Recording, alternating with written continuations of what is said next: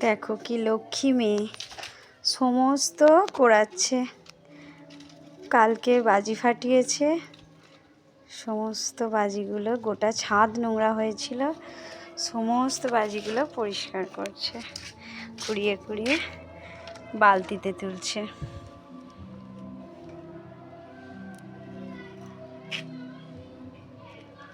ছোট ছোটগুলো রং মশালার এগুলোই বালতিটায় ফেলা।